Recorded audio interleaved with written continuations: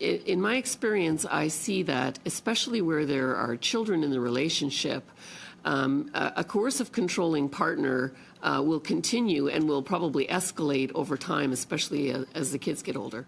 Ms. Silverstone, is that your experience?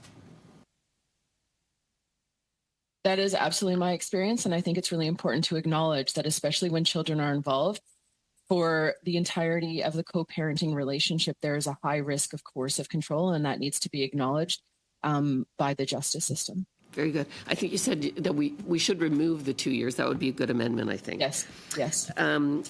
I just wanted to point out as well, there's been some concern expressed by Ms. Collins and others that, you know, this private member's bill may not make it in time through the system.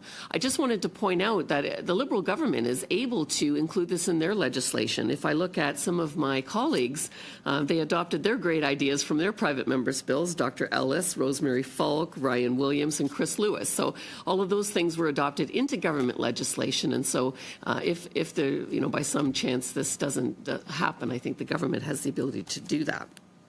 I wanted to talk a little bit about the UK, Scotland, and France experiences and the public campaigns of education and awareness. From both of you, could you tell me what you think we should leverage as best practices from other jurisdictions? I think first and foremost, as I mentioned, when the United Kingdom made it very public that they had changed the definition of domestic abuse to include coercive control, calls to the police went up immediately, and they went up by 30%.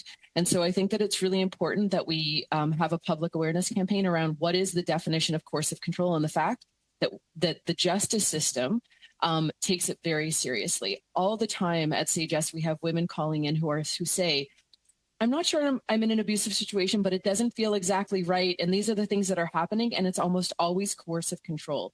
And as soon as we name it for them, they're like, oh, yes. And this is why it's so terrible. And so the United Kingdom has had amazing campaigns. SAGES is actually built on some of them. We have lots of work that we've done that we've heard is very resonant. And so I think that for me, that's what's most important, is to first name it and then let people know that it is a form of violence, and it is a form of violence that they can seek help for. And Professor Gill? Yes, I think I will echo what Andrea has said, but I want to talk about the experience I had in New Brunswick when we developed the specialized court on domestic violence in Moncton, and we had a raise of cases that came out.